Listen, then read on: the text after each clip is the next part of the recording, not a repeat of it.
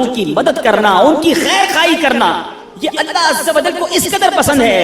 بعض اوقات کچھ لوگ صدقہ دیتے وقت، خیرات دیتے وقت، اللہ کی راہ میں خرچ کرتے وقت یہ سوچتے ہیں کہ دوسروں کو دے دیں گے تو ہمارا کیا ہوگا، ہمارے کام کیسے بنیں گے، سب کو بانٹ دیں گے تو ہمارے رزق کا کیا ہوگا۔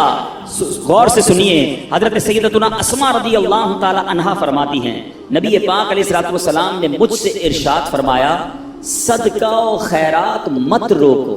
سنیے، صدقہ و خیرات مت روکو، کہیں تمہارا رزق نہ روک دیا جائے۔ جو لوگ بعض اوقات تنگی کے شکار ہوتے ہیں نا، وہ چیک کریں کہ یار میں نے صدقہ خیرات دینا تو نہیں روک دیا، میں نے اللہ کی راہ میں خرچ کرنا تو نہیں روک دیا، یہ خرچ کرنا ہی ملٹیپلائی کر کے واپس لاتا۔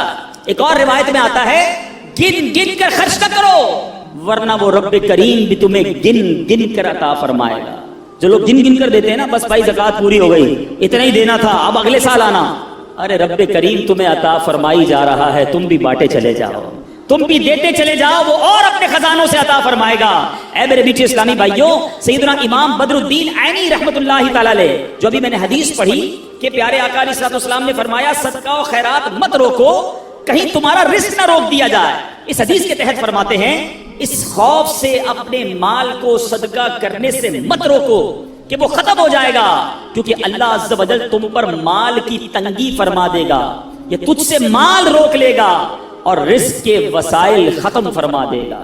ہمیں نہیں پتا ہوتا، بعض اوقات ہم کسی کی مدد کرتے ہیں، اس کی دعا لگتی ہے، ہمارے بگڑے کام بننے سے سنور جاتے ہیں، ہمارے رزق میں برکت شروع ہو جاتی ہے۔ بعض اوقات کچھ غریب رشتہ داروں کی لوگ مدد کر رہے ہوتے ہیں، کچھ لوگوں کی کفالت کر رہے ہوتے ہیں اور بزنس چلتا رہتا ہے، کاروبار بڑھتا رہتا ہے۔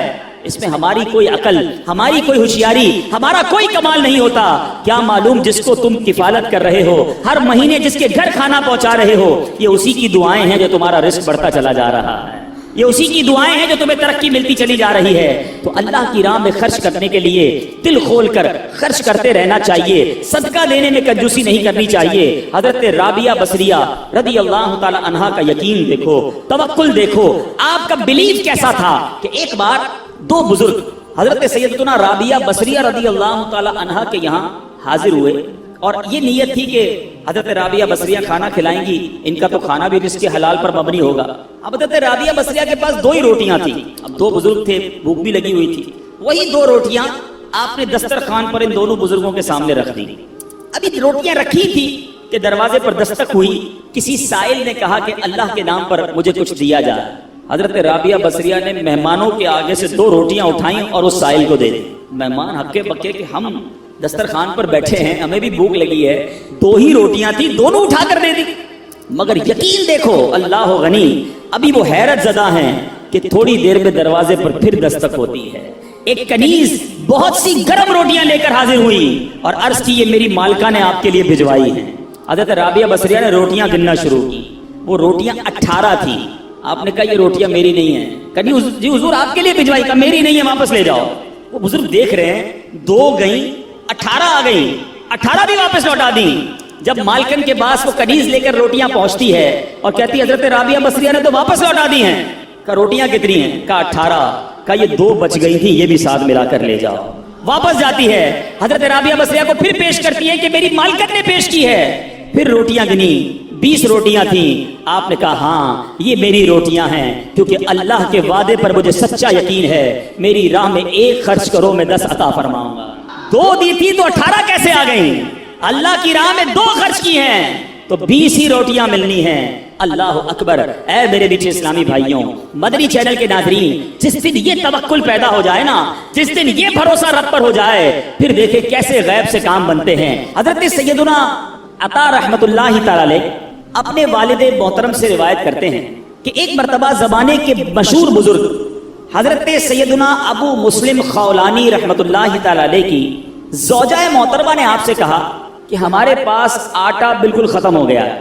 یہاں موجود اسلامی بھائی بھی اور مدنی چینل کے ناظرین میں اگر کوئی تنگی کا شکار ہو، کوئی غربت کا شکار ہو، کوئی پریشانی کا شکار ہو، بہت غور سے یہ واقعہ سنیں۔ آپ کی زوجہ نے کہا کہ آٹا ختم ہو گیا ہے، اب روٹی کیسے بنے گی، کھانا کیسے بنے گا؟ آپ نے اپنی زوجہ محترمہ سے فرمایا کہ تمہارے پاس کچھ رقم ہے جس سے آٹا خریدا جا سکے؟ تو اس نے عرض کی کہ جی میرے پاس 1 درہم ہے جو اون بیچ کر حاصل ہوا ہے، آپ نے فرمایا لاؤ وہی درم مجھے دے دو تو میں بازار میں جا کے آٹا لے آتا ہوں۔ آپ دکان پر آٹا لینے گئے، گھر میں ایک ہی درم اور اس درم کا بھی آٹا لینا ہے جس کا کھانا کھانا ہے۔ جب آٹے والے کی دکان پر پہنچے تو ایک فقیر وہاں آن پہنچا اور اس فقیر نے کہا کہ اے ابو المسلم خولانی، ایسا کرو یہ ایک درم مجھے دے دو، مجھ پر صدقہ کر دو۔ آپ وہاں سے پلٹے، تھوڑا آگے گئے، دوسری دکان پر گئے، فقیر وہاں بھی آ گیا، کہنے لگا یہ ایک درم آپ مجھ پر صدقہ کر دیں۔ فقیر پیچھے لگا رہا، آخر کار آپ نے وہ ایک درم جو گھر سے لے کر آئے تھے آٹے کے لیے اس فقیر پر صدقہ کر دیا۔ ایمپٹی ہینڈڈ، خالی ہاتھ ہو گئے، سوچنے لگے اب گھر والوں کو کیا جواب دوں گا، اللہ کی راہ میں صدقہ تو کر دیا ہے، اب گھر واپس لوٹوں گا تو کیا بتاؤں گا، کھانے کے لیے انتظار میں ہے، آٹا لینے گیا ہوں، تو اب خالی تھیلا لے کر آئے تھے گھر سے۔ تو آپ نے لکڑی والے کی دکان پر گئے جو لکڑی کا کام کرتا ہے، کارپینٹر جو ہوتا ہے، اس کے پاس آپ نے دیکھا ہوگا برادہ پڑا ہوتا ہے، چورا بالکل، آپ نے اس تھیلے میں برادہ بھر لیا اور تاکہ تھیلا بھر جائے، اب گھر گئے، دستک دی، تھیلا پکڑایا اور خود باہر فوراً باہر سے چلے گئے۔ میں منہ کیا دکھاؤں گا گھر والوں کو کہ چلو وہ تھیلا پکڑ کے اندر جائیں، اتنی دیر میں گھر سے دور چلا جاؤں، آپ دور چلے گئے۔ گھر والوں نے تھیلا کھولا تو اس میں نہایت عمدہ قسم کا آٹا موجود تھا، بڑا زبردست آٹا۔ گھر والوں نے روٹیاں بنائی، انتظار کر رہے ہیں کہ حضرت کب آئیں گے۔ اب آپ شرمندہ، اب باہر گھوم رہے ہیں کہ وقت گزر جائے، گھر والے سو جائیں، وقت جو ہے وہ بھوک کا ٹائم تھوڑا گزر جائے۔ اب سارا دن گھر نہیں گئے، آپ کی زوجہ محترمہ انتظار کرتی رہی۔ اب آپ رات کو چپکے سے گھر میں داخل ہونے لگے کہ گھر والوں کی ڈانٹ بھی سننی ہے کہ ہم نے پیسے دیے تھے آٹا لانے کو، آپ لکڑی کا برادہ دے گئے، مگر ان کو نہیں پتا تھا اندر کہانی کچھ اور ہو گئی ہے۔ اب آپ کی فیملی انتظار کر رہی ہے کہ کب آئیں، بھوکے ہیں، ان کو اتنا اچھا ہمیں آٹا دے کر گئے، بہترین قسم کی روٹیاں بنی ہیں، آئیں تو حضرت کو کھانا پیش کیا جائے۔ آپ چپکے سے گھر میں داخل ہوئے تو آپ کی زوجہ محترمہ فوراً سامنے آ گئی۔ اب آپ شرمندہ، مگر آپ کی زوجہ محترمہ بہترین قسم کی روٹیاں انہوں نے سامنے پیش کی۔ آپ حیران ہوئے کہ یہ کہاں سے آیا؟ تو آپ کی زوجہ نے کہا یہ اسی آٹے کی روٹیاں ہیں جو آپ لائے تھے۔ جب یہ سنا تو آپ کی آنکھوں میں آنسو آ گئے، آپ رونے لگے، اپنے پروردگار کا شکر ادا کیا کہ اس نے میری لاج رکھ لی اور مٹی کو عمدہ آٹے میں تبدیل فرما دیا۔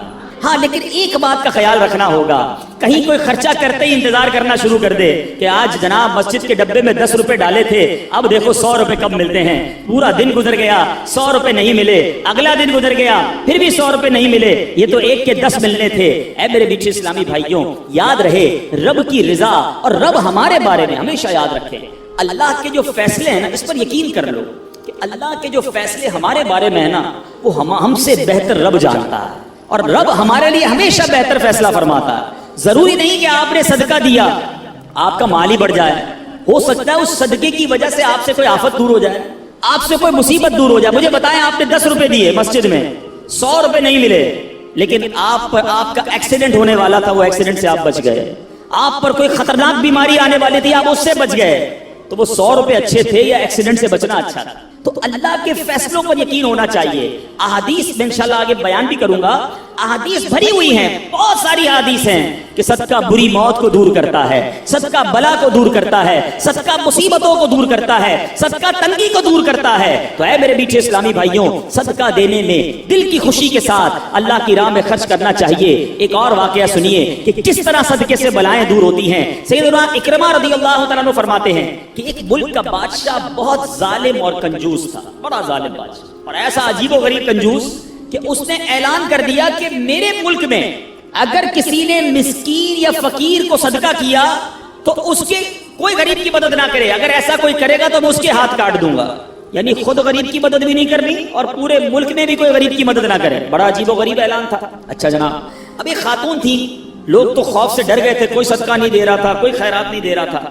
ایک دن فقیر مجبور ہو کر ایک عورت کے پاس آیا اور کہا مجھے اللہ کے راہ میں کچھ دو، میں بہت بھوکا ہوں، کھانے کے لیے کچھ نہیں۔ وہ عورت نے بھی بادشاہ کا اعلان سنا ہوا تھا، وہ بھی ڈری ہوئی تھی، اس نے بھی صدقہ دینے سے اس نے سوچا کہ صدقہ دوں گی تو میرے بھی ہاتھ کٹ جائیں گے، لیکن فقیر نے کہا مجھے اللہ عز و جل کی رضا کی خاطر کچھ تو کھانے کو دے دو۔ وہ التجا کرتا رہا، آخر اس عورت کے دل میں رحم آ گیا، اس عورت نے اس فقیر کو صدقہ دے دیا، کھانے کو دے دیا۔ اب 2 روٹیاں دی اسے کھانے کو، فقیر روٹیاں لے کر دعائیں دیتا ہوا چلا گیا۔ بادشاہ کو پتا چل گیا کہ ملک میں ایک ایسی عورت ہے جس نے کسی فقیر کو صدقہ دیا۔ اس نے اپنے بندے بھیجے اور اس خدا ترس رحم دل عورت کے دونوں ہاتھ کاٹ دیے گئے۔ اس کے دونوں ہاتھ کٹ گئے۔ اب میٹھے اسلامی بھائیوں، کچھ عرصے کے بعد بادشاہ نے اپنی والدہ سے کہا کہ مجھے اپنی مملکت کی سب سے حسین لڑکی سے شادی کرنی ہے۔ اس کی ماں نے جب معلومات کروائی تو پتہ چلا پورے ملک میں ایک لڑکی سب سے زیادہ حسین ہے، مگر اس میں ایک خامی یہ ہے کہ اس کے دونوں ہاتھ نہیں ہیں۔ اس نے بادشاہ سے کہا، بادشاہ نے لڑکی کو دیکھا، اسے پسند آئی، اس سے شادی کر لی اور وہ عورت اب ملکہ بن گئی۔ جس نے 2 روٹیاں صدقہ کی، ہاتھ کٹ گئے، اب وہ بادشاہ کی زوجہ بن گئی۔ بڑی زندگی آرام سے گزرنے لگی، مگر ایک اور امتحان اس کی زندگی میں باقی تھا۔ پھر کیا ہوا کہ ایک مرتبہ، کیونکہ اور بھی اس کی بیویاں تھیں بادشاہ کی، نئی نویلی دلہن کے ساتھ بادشاہ بہت وقت گزارتا، بڑی نوازشات کرتا، دوسری جو بیویاں تھیں وہ حسد کرتی تھیں۔ ایک مرتبہ بادشاہ طویل عرصے کے لیے ملک سے باہر گیا تو بادشاہ کی بیویوں کو اچھا موقع ملا، انہوں نے بادشاہ کو خط میں لکھا کہ تمہارے پیچھے تمہاری جو بیوی ہے، نئی دلہن جو ہے، وہ برے کام کرتی ہے، اس کا کردار اچھا نہیں۔ بادشاہ نے بغیر کسی تحقیق کے حکم دے دیا کہ میری بیوی کو اٹھایا جائے اور جنگل میں پھینک دیا جائے، محل سے نکال کر جنگل میں پھینک دو۔ اب وہ عورت جنگل میں پہنچ گئی، بیابان جنگل تھا، اس کا ایک بیٹا بھی ہو گیا تھا بادشاہ سے۔ اب اتنی دیر میں میرے میٹھے اسلامی بھائیوں، وہ عورت اس جنگل میں نہر میں پانی پینے کے لیے جھکی تو اس کے ہاتھ سے وہ بچہ بھی پانی میں گر گیا، زور زور سے رونے لگی، بچہ بھی پانی میں ہے، دونوں ہاتھ بھی نہیں ہیں، پکارے تو کسے پکارے؟ اچانک 2 خوبصورت نوجوان آئے، انہوں نے کہا آپ کیوں رو رہی ہیں؟ کہا میرا بچہ پانی میں چلا گیا ہے۔ اس نے فوراً اس نوجوان نے آگے جا کر اس بچے کو پانی سے نکالا، کہا اور آپ کو کچھ چاہیے تو بتائیے، کوئی اور آپ کی خواہش ہو تو بتائیے، کچھ اور آپ دعا کرنا چاہیں تو۔ اس عورت نے کہا کہ میرے ہاتھ مجھے واپس مل جائیں۔ ان نوجوانوں نے دعا کی، اللہ تعالیٰ نے دونوں ہاتھ بھی اسے واپس کر دیے۔ اب ان نوجوانوں نے اس عورت کو کہا کہ آپ جانتی ہیں ہم کون ہیں، ہم دونوں کون ہیں؟ عورت نے کہا میں تو نہیں جانتی، البتہ یہ معلوم ہے آپ کی برکت سے میرا بچہ بھی مل گیا، میرے ہاتھ بھی واپس آ گئے۔ وہ 2 نوجوان کہتے ہیں ہم تیری وہی 2 روٹیاں ہیں جو تو نے غریب سائل کو دی تھی۔ صدقہ اللہ کی راہ میں خرچ کرنا کب کہاں کام آتا ہے؟ اس عورت کو 2 روٹیوں کے بدلے 20 روٹیاں نہیں ملی، حضرت رابعہ بصریہ کو 20 روٹیاں ملی تھی۔ ہو سکتا ہے کوئی کیلکولیشن کرنے والا کہے یار میں 1000 روپے دوں گا 1 لاکھ روپے مل جائیں گے، نہیں ملے، مگر اس کو ہاتھ واپس مل گئے، بچہ واپس مل گیا۔ کیا معلوم مجھ پر اور آپ پر کوئی بلا آنے والی ہو، کوئی مصیبت آنے والی ہو، کوئی بیماری آنے والی ہو، اگر اللہ کی راہ میں صدقہ دیں، کسی غریب کی مدد کریں اور اس کے دل سے دعا نکلے اور اللہ کریم ہم سے وہ مصیبت کو ٹال دے تو اے میرے میٹھے اسلامی بھائیوں، مدنی چینل کے ناظرین جو آج کورنگی میں مجھے سن رہے ہیں، بعض اوقات جب صدقہ اور خیرات کی بات آتی ہے تو بعض لوگوں کے ذہنوں میں یہ بات آتی ہے میں تو خود غریب ہوں، میں تو خود پریشان ہوں، میں تو خود نوکری کرتا ہوں، میں تو خود کرائے کے گھر میں رہتا ہوں، ارے میں صدقہ اور خیرات کیسے دوں؟ یہ غلطی ہے میرے میٹھے اسلامی بھائیوں۔ یاد رکھیے اللہ تبارک و تعالیٰ کی بارگاہ میں اخلاص دیکھا جاتا ہے، رب کی بارگاہ میں کوانٹٹی نہیں کوالٹی دیکھی جاتی ہے۔ کوئی لاکھوں صدقہ کرے اخلاص نہیں، اس کے صدقے کا کوئی فائدہ نہیں۔ کوئی 1 روپیہ صدقہ کرے اور اللہ کی رضا کے لیے اخلاص کے ساتھ کرے، کیا معلوم وہی روپیہ اس کی مغفرت کا ذریعہ بن جائے۔ تو نیت بارگاہ الہی میں دیکھی جاتی ہے، یہ گویا اللہ سے کاروبار ہے۔ اس کو خرچ کرتے وقت دل میں ملال نہ لانا، اللہ نے تھوڑے دیے ہیں تھوڑے خرچ کرتے رہو، جب وہ زیادہ عطا فرمائے زیادہ خرچ کرتے رہو، اللہ کی راہ میں خرچ کرتے رہا کرو، وہ رب کریم تمہارا ملٹیپلائی کر کر بہت زیادہ بڑھا کر تمہیں عطا فرمائے گا۔ اے میرے میٹھے اسلامی بھائیوں، قرآن مجید فرقان حمید میں صدقہ دینے والے، اللہ کی راہ میں خرچ کرنے والوں کے کیسے کیسے فضائل بیان ہوئے، سبحان اللہ۔ قرآن صدقہ کرنے والوں کی تعریف اور صدقہ کرنے کی ترغیب دیتے ہوئے کیا ارشاد فرماتا ہے؟ چنانچہ پارہ 27 سورہ حدید آیت نمبر 18 میں اللہ تبارک و تعالی فرماتا ہے ان المصدقین والمصدقات واقرضوا اللہ قرضا حسنا یضاعف لهم ولهم اجر کریم۔ ترجمہ کنز ایمان، بے شک صدقہ دینے والے مرد اور صدقہ دینے والی عورتیں اور وہ جنہوں نے اللہ کو اچھا قرض دیا ان کے دونے ہیں اور ان کے لیے عزت کا ثواب ہے۔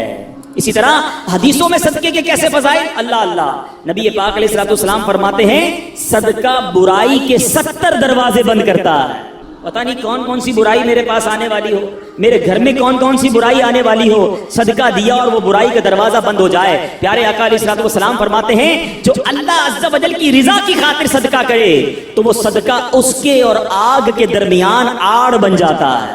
जहन्नम की आग और बंदा सदका देने के वाले के दरमियान ये पर्दा हो जाएगा, ये आड़ बन जाएगा। नबी पाक अलैहिस्सलाम फरमाते हैं सदका दो। ऐ बीमारों जो मुझे सुन रहे हो, जो यहाँ बीमार बैठे हैं, जिनके घरों में बीमार हैं, जो मदनी चैनल के नाज़रीन मुझे सुन रहे हैं, सुनो मेरे आका अलैहिस्सलाम फरमाते हैं सदका दो और सदके के जरिए अपने मरीजों का मदावा किया करो। बेशक सदका हादसात और बीमारियों की रोकथाम करता है और ये तुम्हारे आमाल और नेकियों में इजाफे का बाइस है। सुभान अल्लाह, बीमारियां दूर हो जाएं, हादसे दूर हो जाएं। मैं कहता हूं सारी दुनिया की दौलत हो हमारे पास और अल्लाह ना करे कोई ऐसा एक्सीडेंट हो जाए कि ना बंदे के पैर रहें ना हाथ रहें और माजूर हो जाए, फिर दौलत किस काम की। अल्लाह सेहत दे, आफियत दे, हादसात से बचाए, आफतों से बचाए। बेशक जिंदगी में पैसे थोड़े हों, इससे बड़ी कौन सी नेमत है। तो ऐ मेरे मीठे इस्लामी भाइयों, अगर आप हादसात से बचना चाहते हैं, बीमारियों से बचना चाहते हैं, आप मुसीबतों से बचना चाहते हैं, सदका देने की आदत अपनाएं। सुबह शाम सदका देने की आदत अपनाएं। नबी पाक अलैहिस्सलाम फरमाते हैं सुबह सवेरे सदका अदा करो। शाम में भी देना चाहिए, रात में भी देना चाहिए, मगर सुबह सवेरे सदका देने की फजीलत क्या फरमाई आका ने। सुबह सवेरे सदका दो कि बला सदके से आगे कदम नहीं बढ़ाती, बला को इंटरसेप्ट कर देता है, बला को रोक लेता है सदका। हमें सदका देना चाहिए। ऐ मेरे मीठे इस्लामी भाइयों, अब किस तरह आफतें दूर होती हैं, इस कदर वाकयात हैं कि ईमान ताज़ा हो जाता है। हजरत सैयदना इकरमा रज़ियल्लाहु तआला अन्हु से फरमाते हैं, नबी पाक अलैहिस्सलाम ने फरमाया, प्यारे आका की हदीस, और ये हदीस मेरे आका फरमाते कि एक औरत के मुंह में लुकमा था, औरत खुद खा रही थी, लुकमा था।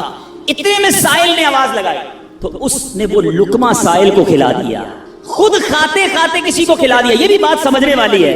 अल्लाह की बारगाह में सदका बिल्कुल देना चाहिए, खर्च करना चाहिए, मगर हम कौन सा खर्च करते हैं जो बच गया। खाना बच गया, चलो भाई किसी गरीब को खिला दो। कपड़े फटने वाले हो गए, चलो किसी गरीब को दे दो। छोटे हो गए कपड़े, चलो किसी गरीब को दे दो। अच्छा सर्दियां आ गई, अब गर्मियां आ गई हैं, कंबल पुराने फट गए, हमारे घर के लिए नए लेने, चलो ये फटे हुए कंबल किसी को दे दो। एवरीथिंग, वो तमाम चीजें जो मेरे और आपके इस्तेमाल में नहीं, वो अल्लाह की राह में देनी है। अल्लाह की राह में माद अल्लाह फटा पुराना जाया होने वाला गिरा पड़ा देना है। मैं ये नहीं कहता जो ये देता है उसको सवाब नहीं मिलता, मगर अपने दिल से पूछो। अपने लिए खरीदना है तो शानदार कपड़ा, बच्चों के लिए खरीदना है तो बेहतरीन खाना है, अपने लिए स्वेटर सर्दी में खरीदना है तो अच्छे वैसे अच्छा वाला, अल्लाह की राह में देना है तो पुराना वाला फटा हुआ। अपने दिल से पूछो ये क्या कर रहे हो। बल्कि हमारा तो माइंड सेट ऐसा अजीबो गरीब बन गया है। घर में 4 बच्चे हो ना, एक बेटा बड़ा जबरदस्त होशियार, सबक भी अच्छा याद करता हो, हम कहते हैं यार ये बड़ा होशियार है, इसको डॉक्टर बनाएंगे। अच्छा दूसरा, वो हिसाब किताब में बड़ा तेज है, छोटा है लेकिन हिसाब बहुत अच्छा करता है, इसको अकाउंटेंट बनाएंगे। अच्छा तीसरा, वो घर के सारे पुर्जे वुर्जे खुद ही ठीक कर लेता है, अपने खिलौने भी ठीक कर लेता है, बड़ा दिमाग चलता है इसका, इसको इंजीनियर बनाएंगे। अच्छा जनाब, चौथे की जबान थोड़ी सी अटकती है, बहुत शरारती है, कुछ भी सबक याद नहीं करता, पैर भी लंगड़ाता है उसका, थोड़ा सा माजूर भी है, इसका क्या करेंगे, ये मदरसे में दे दो। अब अपने आप से पूछो, अपने घर का बेहतरीन बच्चा नहीं, बच्चा भी वो मदरसे में देना है जो हमारे किसी काम का नहीं है। फिर हम कहते हैं पता नहीं हमारे उलमा जो हैं वो जमाने के मुताबिक बात नहीं करते, उस कदर जनाब हमारे उलमा के अंदर एजुकेशन नहीं है। आप बताएं ना, हमने कौन सा रॉ मटेरियल दिया मदरसे को। हम देते ना अपने खानदान का सबसे ज़हीन बच्चा कि बनाओ इसको मुफ्ती, ये सारी दुनिया में जाकर दीन का डंका बजाएगा, मगर हमने अपना अच्छा बच्चा अपने लिए संभाल के रखना है। जिस बच्चे का कोई फायदा नहीं, कोई काम नहीं, उसको मदरसे में डाल दो। ऐसा नहीं होना चाहिए। अल्लाह की राह में खर्च करने की बारी आती है तो दिल पर बोझ क्यों होता है। अरे दिया किसने मुझे और आपको। कुरान पाक के 4 पारे की पहली आयत है, लन तनालुल बिर्रा हत्ता तुनफिकू मिम्मा तुहिब्बून। कुरान कहता है तुम हरगिज़ भलाई को नहीं पहुंच सकते जब तक अल्लाह की राह में अपनी प्यारी चीज खर्च ना करो। कौन करता है प्यारी चीज खर्च? अरे मजा इसी में। इस खातून ने जो मेरे आका हदीस मैं सुना रहा हूं, अपने मुंह का लुकमा निकाल कर साहिल को दे दिया। हम कहते नहीं यार, पहले मैं खा लूं फिर बच जाएगा तो किसी को खिलाऊंगा, पहले मेरा काम सीधा हो जाए, पहले मैं अपना काम कर लूं, उसकी बारी बाद में आएगी। ठीक है, जैसा दोगे वैसा मिलेगा भाई। अच्छा दोगे, दिल से दोगे, इखलास से दोगे, अल्लाह की रिजा के लिए दोगे, फिर देखो रब तुम्हें क्या अता फरमाता। अब सुनो इस औरत को क्या मिला, अपना लुकमा निकाल कर फकीर को खिला दिया, खुद खा रही थी। अब क्या हुआ, कुछ अरसे के बाद उस औरत के यहाँ बच्चे की विलादत हुई। मैं अपना वाकया नहीं सुना रहा, हदीस सुना रहा। औरत के यहाँ बच्चे की विलादत हुई।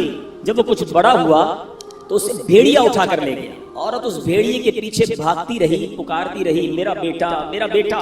اب اللہ تبارک و تعالیٰ نے ایک فرشتے کو حکم دیا کہ اس بھیڑیے کے پاس جاؤ، اس کے منہ سے اس عورت کا بچہ چھین کر عورت کے حوالے کر دو اور اس کی ماں سے کہنا اللہ عز و جل نے تم پر سلام بھیجا ہے اور یہ لقمے کے بدلے لقمہ ہو گیا ہے، تم نے اپنے منہ سے لقمہ نکال کر میری راہ میں خرچ کیا تھا، تمہارے بچے کو بھیڑیے کے منہ سے نکال کر اللہ نے واپس عطا فرما دیا۔ یہ ہے صدقہ۔ مگر میں دوبارہ عرض کر رہا ہوں، صدقہ دیں خوش دلی کے ساتھ، اچھی نیتوں کے ساتھ۔ اس میں شیطان اس قدر مردود ہے، ایسا بکار ایک کو ہم سے نیکی ہونے نہیں دیتا، نیکی ہو جائے تو بچنے نہیں دیتا، اب نیکی ہو گئی نا تو پیٹ میں گڑگڑ۔ اب بتاؤ کسی کو بھائی میں نے غریب کو 5,000 دیے ہیں، میں نے اس کی بچی کی شادی کرائی ہے، میں نے مسجد میں قالین بچھائے ہیں، آج کل بڑی گرمی تھی جناب، اللہ کا شکر ہے میں نے مسجد میں کولر لگا کر دیا ہے، کیوں بتانا ہے سب کو؟ ذرا صدقہ کیا اب سب کو بتانا ہے، اعلان کرواتے امام صاحب، اب امام صاحب نہیں ہے ورنہ وہ بتاتے کہ خاص طور پر پرچی آئے گی کہ فلاں حاجی صاحب کے لیے خاص دعا کریں، مسجد کے لیے 5,000 روپے دیے ہیں، مسجد کے لیے پنکھا لگا کر دیا ہے، مسجد کے لیے کولر لگا کے دیا۔ کیوں میرا اور آپ کا دل چاہتا ہے کہ میرا خاص اعلان ہونا چاہیے، میرے نام لے کر بتائیں لوگوں کو کہ میں نے یہ خرچہ کیا ہے؟ اپنے آپ سے پوچھو یہ اللہ کے لیے خرچ کر رہے ہو یا لوگوں کو بتانے کے لیے کر رہے ہو؟ ضائع کر دیتے ہیں ہم، خرچ کر کے ضائع۔ اور غلطی کیا کرتے ہیں کہ جو عام غریبوں کی مدد کرتے ہیں ان پر احسان جتاتے ہیں۔ اتنا سخت جرم ہے، اتنی شدید دل آزاری ہے۔ میں ایک واقعہ نہیں بھولتا، ایک بزنس مین تھے، ان کے پاس گیا اور ہم گئے تھے دعوت اسلامی کی احتیاط کے لیے، بہت پیسے والا شخص تھا، ہم بیٹھے تھے چائے لے کر، اس کا ایک ملازم آیا۔ اب یقین کریں اس بندے نے اس ملازم کے سامنے کہا کہ میں نے اس کی بچی کی شادی کروائی، اس کو گھر دلوایا ہے، پوچھیں اس سے۔ مجھے کہتا پوچھیں اس سے۔ میں اس ملازم کو دیکھ رہا تھا، یعنی ایسا فیل ہو رہا تھا کہ اس کا جی چاہ رہا تھا زمین پھٹے اور میں اندر چلا جاؤں۔ اب کیا چاہتے ہیں یہ کہہ کر؟ اپنے صدقے دے کر کسی کو ذلیل کرنا چاہتے ہیں؟ اپنے بارے میں سوچو نا کہ مجھے کبھی کسی سے مدد لینے کی ضرورت پڑے اور مجھے بعد میں وہ کہے کہ میں نے تمہارے ساتھ 4 آدمیوں کے سامنے کہے تمہارے ساتھ یہ بھلائی کی تھی، تو بندہ کتنا افسردہ ہو کہ یار میں نے اس سے کیا مدد لے لی، یہ تو جب دیکھو مجھے ذلیل کرے۔ یہ بہت بڑی غلطی ہے، یہ صدقہ تو گیا، صدقہ تو ضائع ہو گیا۔ قرآن کہتا ہے اپنے صدقوں کو ضائع مت کرو، الٹا گناہ ہو گیا، آپ نے دل آزاری کی، اسے ذلیل کیا۔ اللہ اکبر۔ امہات المومنین حضرت عائشہ صدیقہ رضی اللہ تعالیٰ عنہ، اور ایک اور ہماری اپنی حضور کا طریقہ سنو، اسلاف کیسے تھے۔ اللہ اکبر۔ وہ جب کسی اپنے غلام کو پیسے دیتی نا، کہتی جاؤ کسی غریب کو صدقہ کر کے آؤ، تو کہتی اس سے ہمارے لیے اس صدقے کے بدلے دعا نہ کروانا، کیوں کہ صدقے کا بدلہ اللہ سے لیں گے۔ اچھا اگر وہ کوئی دعا دے دیتا تو کہتی دعا نوٹ کروا کے آنا، نوٹ کر کے آنا۔ اب وہ غلام آ کے بتاتا کہ اما حضور میں نے غریب کو پیسے دیے، آپ کا دیا ہوا صدقہ دیا، اس نے آپ کو یہ والی 4 دعائیں دی ہیں۔ آپ ہاتھ اٹھاتی اور وہی 4 دعائیں اس غریب کے حق میں کرتی، فرماتی دعا کا بدلہ دعا ہو گیا، صدقے کا ثواب اللہ سے لیں گے۔ یہ مائنڈ سیٹ کہ ہم کسی سے کیوں مدد چاہیں، ہم کسی سے ریپلائی کیوں چاہیں۔ ہمارا ایک اور طریقہ کیا ہوتا ہے، اچھا یا تو احسان نہیں جتائیں گے نا، تو صدقہ دے کر کیا کہیں گے؟ اب جس کو صدقہ دیا نا یا جس کی مدد کی، گھر بنا دیا، شادی کر دی، قرضہ دے دیا، اب دل میں تمنا ہوگی میں جب بھی جاؤں نا یہ میری عزت کرے، میری رسپیکٹ کرے، مجھے چائے پہ بلائے، میں اس کے گھر جاؤں تو اسپیشل طریقے سے بٹھائے مجھے۔ یہ کیوں تمنا ہے کہ جو میں نے صدقہ دیا ہے اس کا ریپلائی ملے؟ بلکہ یہاں تک ہوتا ہے کسی کو عمرے پہ بھیج دے نا، کوئی مدینے بھیج دے، عمرے پہ بھیج دے، ہر چکر میں میرے لیے دعا کرنا، ہاں میرے نام کا عمرہ کرنا، بار بار سرکار کی بارگاہ میں میرا سلام پیش کرنا صلی اللہ تعالی علیہ وسلم۔ خود سوچئے کہ آپ جو دے رہے ہیں اس کا بدلہ چاہ رہے ہیں، ارے آپ دے دیجئے اور اللہ سے بدلے کی امید رکھیے، وہ رب کریم بہترین بدلہ عطا فرمائے گا۔ تو بہرحال میرے میٹھے اسلامی بھائیوں، آج یہ ذہن بنا لیجئے کہ ہم نے انشاءاللہ ہر حال میں، غربت میں، تنگی میں، فراخی میں، کشادگی میں، ہر عالم میں انشاءاللہ ہم صدقہ اور خیرات کرتے چلے جائیں گے۔ اعلیٰ حضرت امام اہل سنت نے دیکھو کیسے فوائد لکھے، سنتے جائیے، جھومتے جائیے اور زور زور سے سبحان اللہ کہتے جائیے۔ اعلیٰ حضرت فرماتے ہیں صدقہ دینے سے عمریں زیادہ ہوں گی، رزق کی وسعت اور مال میں کثرت ہوگی، اس کی عادت سے کبھی محتاجی نہ ہوگی، خیر و برکتیں پائیں گے، آفتیں بلائیں دور ہوں گی، بری قضا ٹلے گی، 70 دروازے برائی کے بند ہوں گے، 70 قسم کی بلا دور ہوگی، ان کے شہر آباد ہوں گے، شکستہ حالی دور ہوگی، خوف اندیشہ زائل اور اطمینان خاطر حاصل ہوگا، مدد الہی شامل ہو جائے گی، رحمت الہی ان کے لیے واجب ہوگی، ملائکہ ان پر درود بھیجیں گے، رضا الہی کے کام کریں گے، ان کے گناہ بخشے جائیں گے، مغفرت ان کے لیے واجب ہوگی، ان کے گناہوں کی آگ بجھ جائے گی، روز قیامت دوزخ سے امان میں رہیں گے، آتش دوزخ ان پر حرام ہوگی، اور اللہ نے چاہا تو نبی پاک کی نالین کے صدقے سب سے پہلے داخل جنت ہوگا. پھر کیوں نہ صدقہ و خیرات کریں, پھر کیوں نہ اللہ کی راہ میں خرچ کریں. ارے دیا بھی رب نے ہے, میرے اور آپ کے پاس تو کچھ بھی نہیں نا اپنا, کس نے دیا ہمیں؟ اللہ نے دیا. اللہ نے دیا, اسی کی راہ میں خرچ کریں, پھر وہ انعام بھی دے, ملٹیپلائی کر کے عطا بھی کرے, پھر بھی ہم کنجوسی کریں. ایسا نہیں کرنا چاہیے. اور جو بانٹنے والا, پہلے ایک تعریف آپ سمجھ لیں, 4 قسم کے لوگ ہوتے ہیں. ایک ہوتا ہے جواد, جس کی عادت ہوتی ہے جھوٹ. ایک ہوتا ہے سخی, جواد کے بعد آتا ہے سخی. پھر کنجوس, جس کو عربی میں بخیل کہتے ہیں. اور ایک اس سے بھی نیچے کا درجہ ہے جس کو کہتے ہیں شح. ٹھیک ہے, اب ان چاروں کی تعریف سمجھ لیں. جواد کون ہوتا ہے؟ جواد وہ ہوتا ہے جو اپنی ذات پر خرچ نہ کرے, دوسروں پر خرچ کرتا رہے. اور ہمارے آقا جواد ہیں. نبی پاک اعلیٰ حضرت لکھتے ہیں نا, واہ کیا جود و کرم ہے شہ بطحا تیرا, نہیں سنتا ہی نہیں مانگنے والا تیرا. آقا بانٹتے بانٹتے بانٹتے, یہاں تک روایتوں میں لکھا کہ نبی پاک کے پاس کوئی ظاہری نعمت ہوتی, صحابہ آتے, نبی پاک بانٹتے رہتے. اب ظاہری نعمت ختم ہو گئی, اب کوئی سائل آ جاتا, آقا یہ نہ فرماتے میرے پاس ختم ہو گیا ہے, نہیں ہے, فرماتے جاؤ فلاں دکان سے میرے نام سے خرید لو, اس کو رقم میں ادا کر دوں گا. جواد, نہیں سنتا ہی نہیں مانگنے والا تیرا. اس وقت تک تو شاید ہم نہ پہنچ سکیں. اب آتے ہیں سخی. سخی کیا ہے؟ سخی کی تعریف یہ ہے جو اپنی ذات پر بھی خرچ کرے اور دوسروں پر بھی خرچ کرے. یہ بندے کو بننا چاہیے, سخی ہونا چاہیے. پھر آتے ہیں بخیل, کنجوس. کنجوس یہ جو اپنی ذات پر خرچ کرے, کسی اور پر خرچ نہ کرے, بس میں اپنا ہی کروں گا, کسی اور کا نہیں. زکات بھی نہ دے, پورے صدقے بھی ادا نہ کرے, یہ ہے بخیل. اور چوتھا اس سے بھی گیا گزرا, وہ کون ہے؟ شح. عربی میں کہتے ہیں وہ شخص ہے, انگریزی میں اسے کہتے ہیں سٹنجی. مجھے اردو کا لفظ نہیں مل رہا, مکھی چوس کہہ لیں اس کو, واللہ عالم.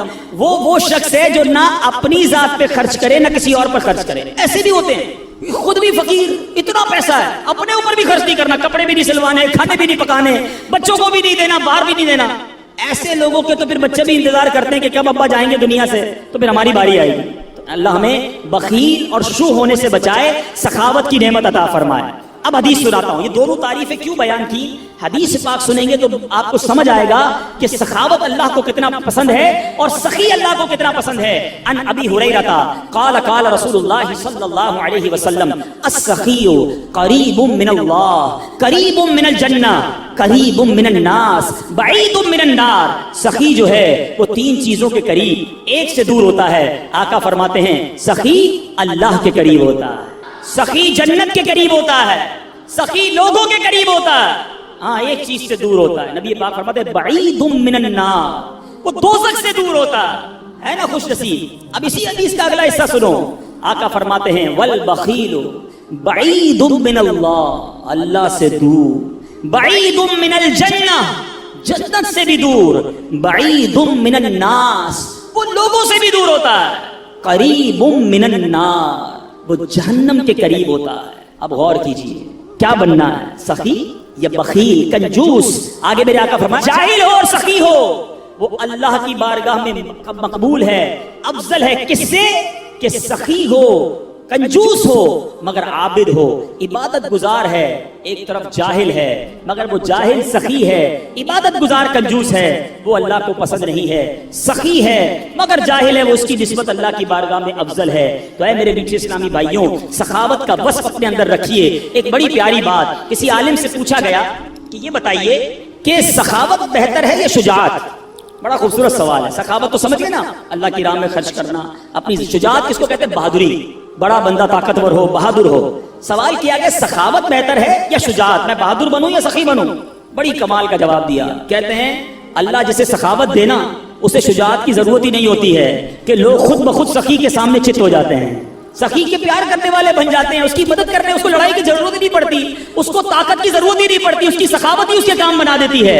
تو اے میرے میٹھے اسلامی بھائیوں, اپنے اندر یہ وصف پیدا کریں. ایک بہت خوبصورت حدیث پاک, بہت زبردست ہم سب کے لیے لیسن ہے.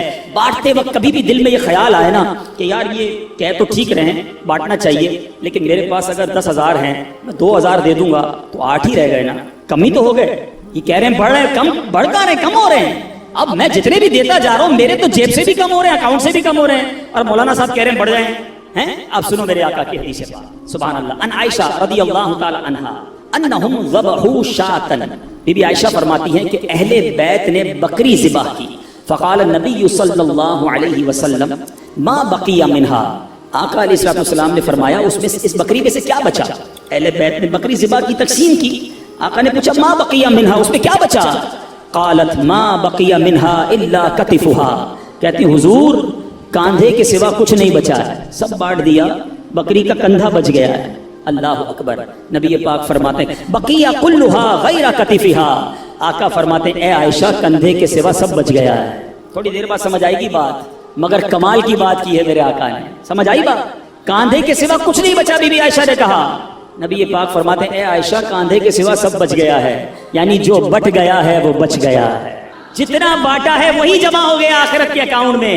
تو ایک بات ذہن میں رکھو کہ آج میں اور آپ جو خرچ کر رہے ہیں، جو اللہ کی راہ میں دے رہے ہیں، وہ ہم سب کے آخرت کے اکاؤنٹ میں جمع ہو رہا ہے، وہ ہم سب کو انشاءاللہ وہاں جا کر ملے گا۔ اے میرے میٹھے اسلامی بھائیوں، صدقہ کس طرح ہمارے جو ہے وہ مال کو بڑھاتا ہے، بہت خوبصورت بات مفتی احمد یار خان فرماتے ہیں، زکوٰۃ دینے والے کی زکوٰۃ ہر سال بڑھتی رہتی ہے۔